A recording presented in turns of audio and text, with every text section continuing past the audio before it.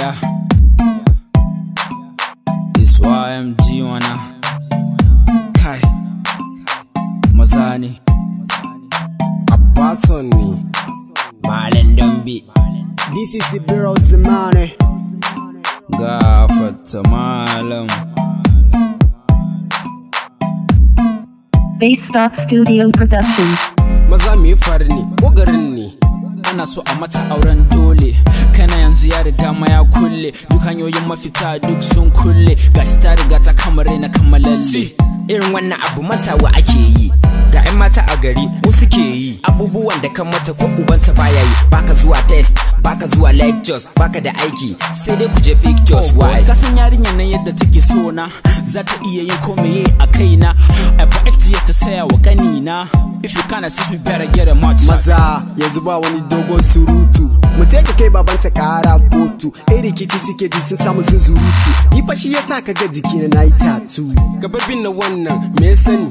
ni ma irin wannan abu ya faru da ni yarinya tana so na aka hana ta ni ba ta yin breakfast idan ba ni amma ka san me yasa ban tunani wani bai taba auren matan wani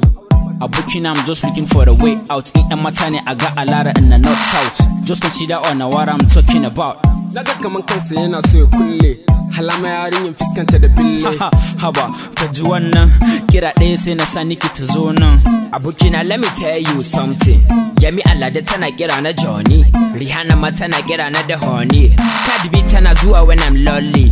Ubarkata na tani da nake ji na sele yan matan anguwan mu ina zuwa suke ele dariya kuke mun ko yarinya da aka hana ka ni za a aura mun if you don't know me you better go and ask about me bari na faɗa ma sharaɗin babanta indai har zan je gidansu gurinta dole sai na zo gidansu da mota sannan zan kawo 7 carton na Fanta yarinya ba ta cin buredi da bota duk sati wai zan kai ta gadin ta huta gidan da za ta zauna sai an sa lifta kuma dole za a sa a mata sola gashi gidan mu muna fama da lanta